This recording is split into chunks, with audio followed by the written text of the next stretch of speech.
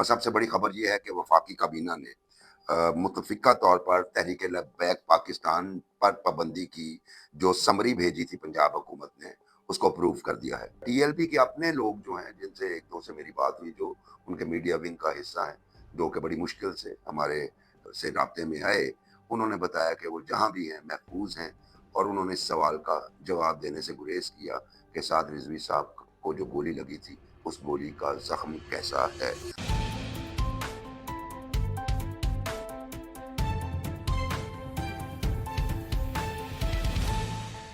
अस्सलाम वालेकुम दोस्तों, मैं हूं मुबशर बुखारी और आप देख रहे हैं प्रोग्राम द पब्लिक पल्स।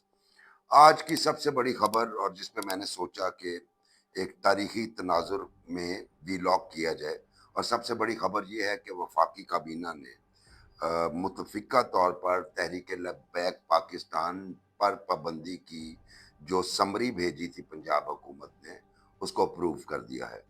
आगे क्या होगा और टीएलपी का रद्द-ए-अमल क्या होगा, टीएलपी किन ऑप्शंस पे जा सकती है, साद रिजवी और उनके छोटे भाई अनस रिजवी किधर हैं, ये इस सारे प्रोग्राम में मैं आपको बताऊंगा। तो जैसा कि मालूम है सबको कि पंजाब हुकूमत ने एक समरी फॉरवर्ड की थी पिछले हफ्ते फेडरल गवर्नमेंट को, और उसमें ये रिकमेंडेशन दी थी कि टीएलपी पे पाबंदी लगा दी जाए, और उसके साथ साथ उनकी तमाम लीडरशिप को जो है फोर्थ शेड्यूल में डाल दिया जाए, और साथ उनके जितने एसेट्स हैं उन्हें फ्रीज कर दिया जाए या सीज कर दिया जाए। और ये जो फोर्थ शेड्यूल में जाना और फ्रीज करना, ये जब तक पाबंदी नहीं लगती तब तक हुकूमत नहीं कर सकती थी। तो इसलिए आज एक इंतहाई अहम इजलास हुआ वफाकी काबीना का, उसमें मुत्तफिका तौर पर टीएलपी पे पाबंदी लग गई। अब आगे क्या होगा? आगे ये होगा कि वो पाबंदी का जो मंजूरी है, अप्रूवल है, वो एक समरी के साथ लॉ मिनिस्ट्री को फॉरवर्ड की जाएगी। लॉ मिनिस्ट्री उस पर एक रेफरेंस तैयार करेगी, 15 दिन के अंदर अंदर उसे सुप्रीम कोर्ट में भेजना होगा, और अगर सुप्रीम कोर्ट उस रेफरेंस को अप्रूव कर देती है तो उसके बाद ऑफिशियल बैन लग जाएगा टीएलपी पे। अच्छा, टीएलपी यकीनन पहली दफे इस पाबंदी का सामना नहीं कर रही। ये पहले भी हुआ, लेकिन पहली दफे दूसरे एक्शंस नहीं हुए। तो इस दफे पहली दफे भी टीएलपी की लीडरशिप को जेल में रखा गया, उनमें से कुछ के नाम फोर्थ शेड्यूल में डाले गए। और फिर उसके बाद जब दोबारा उन्होंने प्रोटेस्ट किया तो हुकूमत जो है 2021 में उसके अख्ताम पे घुटनों पे आई, और उन्होंने उनके साथ एक डील कर ली जिसमें कई नुकात थे, जिसपे हुकूमत ने यकीन दहानी कराई कि जनाब हम ये पूरे करेंगे, जबकि कुछ नुकात ऐसे थे जिनके बारे में हमें पता था कि ये हुकूमत नहीं कर सकती और ना ही हुकूमत को करने चाहिए थे। लेकिन उसका नतीजा ये निकला कि टीएलपी को एक दफ़े फिर फ्री हैंड मिल गया। 2024 के इलेक्शन में फिर उन्होंने अपने कैंडिडेट्स फील्ड किए और अच्छे खासे वोट, ना सिर्फ वोट दिए बल्कि सिंध में उन्होंने एक दो सीटें भी सिंध असम्बली की बैग की, अपने मतलब जीत ली उन्होंने। और फिर बहुत सारी जगहों पे उनके कैंडिडेट्स रनर्स अप भी रहे। जो टीएलपी का स्ट्रॉन्ग होल्ड है वो दो provinces, number one Punjab, number two Sindh. और पंजाब में जो कहा जाता है कि टीएलपी बनाने की बहुत बड़ी वजह ये थी कि स्पेस डेवलप करना उस वक्त 2018 के इलेक्शन में पीटीआई के लिए, इसलिए तहरीक लब्बैक या रसूल से एक सियासी पार्टी निकली जिसका नाम तहरीक लब्बैक पाकिस्तान रखा गया। इलेक्शन कमीशन के साथ रजिस्टर करवाई गई। उससे पहले अगरचे वो इंतहा पसंदाना एक्टिविटीज़ कर चुके थे, लेकिन रजिस्टर हुई, और मकसद यही था कि पीएमएलएन के वोट बैंक को पंजाब में डेंट डालना और सिंध में पीपल्स पार्टी के वोट बैंक को डेंट डालना। तो एजेंडा तो यही था। बहरहाल डेंट डाला ज़रूर, इसमें कोई शक नहीं, और पाकिस्तान की चौथी बड़ी पार्टी बनी। लेकिन बैन होना, फिर बैन उठाया जाना, ये बहुत सारे सवालात को जन्म देता है।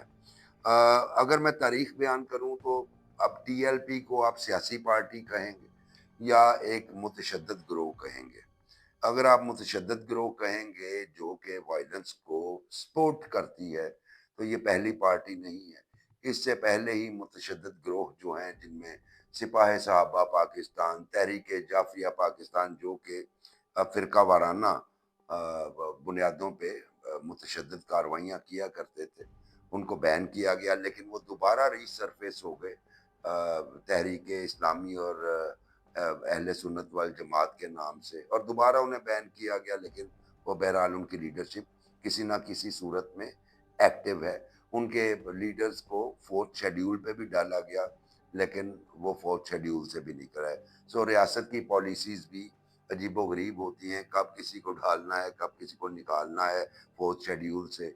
वो सिर्फ़ रियासत के मूड पे डिपेंड करता है, उसमें शायद लॉ का अमल दखल नहीं। इसलिए अभी जो पाबंदी लगी है, ये जब तक सुप्रीम कोर्ट जो है वो एंडोर्स नहीं करता रेफरेंस को, तब तक तो ये डाउट्स का शिकार रहेगी। अलबत्ता जो एक्सक्लूसिव खबर मैं आपको देना चाहता हूँ इस प्रोग्राम की वसातत से, आज सुबह ही इत्तफाकन मेरी बात हुई पंजाब होम डिपार्टमेंट के कुछ दोस्तों से। मैं ये डॉक्यूमेंट्स तलाश कर रहा था कि कौन सी समरी है और कौन से नोटिफिकेशंस हैं जो इन्होंने फेडरल गवर्नमेंट को भेजे हैं, रिकमेंडेशंस। वो तो मुझे नहीं मिली।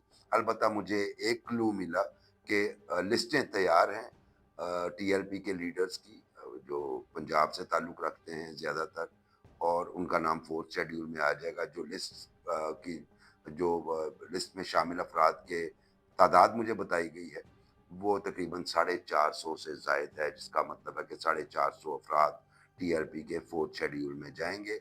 हो सकता है कि हुकूमत जो है, उन्हें मुख्तलिफ़ हिस्सों में, यानी 1 बाय 1 या ग्रुप्स की शक्ल में 4th शेड्यूल में डाले। उसके साथ-साथ अगर हम ये बात करें कि उनके एसेट्स को सीज़ करने के हवाले से, तो मोहसिन नकवी वफाकी वज़ीर दाखिला, फिर पंजाब के इंफॉर्मेशन मिनिस्टर उस्मा बुखारी, इन्होंने ये कहा है कि ये किसी फ़िरका के खिलाफ कार्रवाई नहीं, बल्कि एक गिरोह के खिलाफ कार्रवाई है, जिन्होंने तशद्दुद किया, पुलिस वालों को निशाना बनाया। टीएलपी क्या क्लेम करती है? टीएलपी ये कहती है कि एक्चुअली टेररिज्म रियासत ने किया है, और टीएलपी एग्जैजरेटेड फिगर देती है। चूँकि देखिए, जो वो तादाद बयान करती है अपने उन लोगों की जो पुलिस फायरिंग के नतीजे में जान से गए या ज़ख्मी हुए, उसकी ऑन ग्राउंड वेरिफिकेशन नहीं हो पा रही। उसपे फिर वो एक और थियरी पेश करते हैं कि जी पुलिस वाले जो हैं वो गाड़ियों में, डालों में, ट्रक्स में डाल के बॉडीज़ को ले गए। वो भी कहीं से वेरीफ़ाई नहीं हुआ, क्योंकि अब ये जंगल में तो कम से कम नहीं हुआ, ये मुरीद की एक डेंसली पॉपुलेटेड एरिया है जहाँ पे ये कार्रवाई हुई। हाँ, जो इंडिपेंडेंट सोर्सेज़ वेरीफ़ाई करते हैं, वो ये कहते हैं कि जो हुकूमत स्टैटिस्टिक्स दे रही है, वो भी ठीक नहीं है। यानी वो हुकूमत कहती है कि उनके 4 लोग या 3 लोग जान से गए टीएलपी वालों के, तो लोगों का कहना है वो भी ठीक नहीं, तादाद थोड़ी-सी इससे ज़्यादा हो सकती है जो बॉडीज़ उन्होंने देखी। उसके साथ-साथ हुकूमत टीएलपी कहती है कि हमारे हज़ारों कारकुनान जो हैं वो पुलिस ने हिरासत में ले लिए। ये बात उनकी वेरीफ़ाई नहीं हो सकी। अलबत्ता ये बात वेरीफ़ाई हुई है कि पुलिस जो है वो क्रैकडाउन कर रही है अभी भी टीएलपी के एक्टिविस्ट के ऊपर। घरों पे रेड किया, बहुत सारे ऐसे लोगों को भी उठाया गया जिनका ताल्लुक शायद टीएलपी से नहीं था, लेकिन वज़ाक़ता से वो टीएलपी के लोग लगते थे। जबकि हुकूमत का ये कहना है कि 161 अरकान जो हैं इनके टीएलपी के एक्टिविस्ट, वो जेलों में हैं, और 190 के करीब जो है वो जुडिशियल रिमांड पे हैं। उसके साथ-साथ आपको एक और खबर देता चलूँ कि कराची में भी टीएलपी के खिलाफ क्रैकडाउन चल रहा है, और वहाँ पे भी लिस्टें तैयार हो रही हैं। उनमें भी सैकड़ों उनके लीडरशिप होंगे, क्योंकि कराची में जो है बहुत मजबूत थी टीएलपी, और उनका नाम भी, ये तो जो मैंने 450 का आपको फिगर दिया, ये पंजाब का है, कराची का फिगर भी होगा। उसमें भी सैकड़ों इनके लीडर्स जो हैं वो 4th शेड्यूल में जाएंगे once supreme court endorses the ban.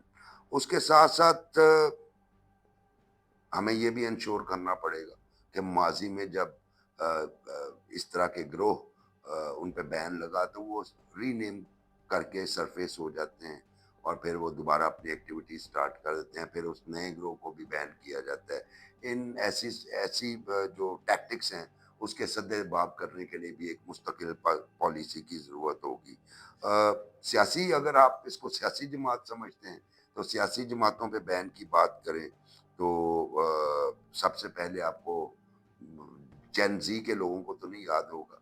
मैं भी खैर उस वक़्त बहुत छोटा था जब वो हुआ, लेकिन बहरहाल तारीख़ के लिए मैं आपको बताऊँ कि सबसे पहले जो जमात जिसने पाबंदी का सामना किया, उसका नाम था नैप, नेशनल अवामी पार्टी, उसके साथ-साथ कम्युनिस्ट पार्टी ऑफ पाकिस्तान, और फिर मशरक़ी पाकिस्तान में अवामी लीग पे भी पाबंदी लगी थी। लेकिन दोबारा ये चूँकि उनकी लीडरशिप जो है वो स्पेशली नैप और अवामी लीग की, वो उन्होंने अपने आप को मनवाया हुआ था, अवाम में रूट्स थी, इसलिए उन्हें उस पाबंदी का नुकसान तो हुआ लेकिन इतना फ़र्क नहीं पड़ा। अब नैप जिसे आप कहते हैं, अवामी नेशनल पार्टी के नाम से एक्टिव है। कम्युनिस्ट पार्टी जो है वो बिल्कुल ही ख़त्म हो गई, अब कागज़ों में ही है या उसके चंद एक लोग हैं। अब सवाल ये पैदा होता है कि इस वक़्त साद रिज़वी और अनस रिज़वी जो रुए रवां हैं वो किधर हैं? तो उस पे मैंने दोबारा कोशिश की, पुलिस से कंफर्मेशन ली, बिल्कुल टोटल डिनायल है जी, हमारी कस्टडी में नहीं है। जबकि डीआईजी ऑपरेशंस लाहौर कह चुके थे जी उनकी लोकेशन हमने ट्रेस कर ली है, उन्हें हम गिरफ्तार कर लेंगे। इसके साथ-साथ आज इंफॉर्मेशन मिनिस्टर पंजाब अज़मा बुखारी साहबा ने भी ये कहा कि जी हमारा टारगेट है कि हम उन्हें अरेस्ट करें। यहाँ पे ये सवाल हैरानकुन है कि इतने ज़्यादा रिसोर्सेज़ हैं, ऐसी टेक्नोलॉजी है, उसके बावजूद ये अरेस्ट क्यों नहीं हो रहे? इस सवाल का जवाब भी हुकूमत ही दे सकती है या ताकतवर अदारे दे सकते हैं। अलबत्ता टीएलपी के अपने लोग जो हैं, जिनसे 1-2 से मेरी बात हुई, जो उनके मीडिया विंग का हिस्सा हैं, जो कि बड़ी मुश्किल से हमारे से राब्ते में आए, उन्होंने बताया कि वो जहाँ भी हैं महफूज़ हैं, और उन्होंने इस सवाल का जवाब देने से गुरेज़ किया कि साद रिज़वी साहब को जो गोली लगी थी, उस गोली का ज़ख्म कैसा है। ये थोड़ी-सी अपडेट थी, मैंने कहा कुछ तारीख़ी तनाज़ुर में क्या होने जा रहा है और माज़ी में क्या हुआ, उसका इम्पैक्ट क्या हुआ। इसके नतीजे में जो एक और चीज़ आखिरी अल्फ़ाज़ में मैं ये कहना चाहता हूँ कि अभी तक कोई ऐसी हमें इंडिकेशन नहीं मिली कि इनके किसी मस्जिद पे कोई कब्ज़ा किया गया हो। हाँ, अलबत्ता एक मकाम ऐसा ज़रूर है जहाँ पे पुलिस की भारी नफ़री मौजूद है, उसको मॉनिटर किया जा रहा है। वो है इनका मरकज़ चौक यतीम खाना में, जहाँ पे खादिम रिज़वी साहब की कब्र भी है, और वही जगह इनका हेडक्वार्टर्स है। उसके अलावा बाकी जगहों से इस तरह की इंडिकेशंस नहीं है।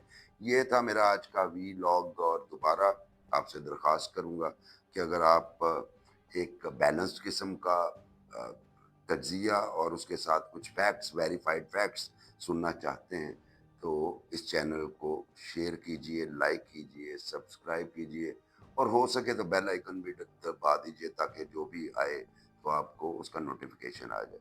आप सबका बहुत शुक्रिया, आप सब सलामत रहिए। अल्लाह हाफ़िज़।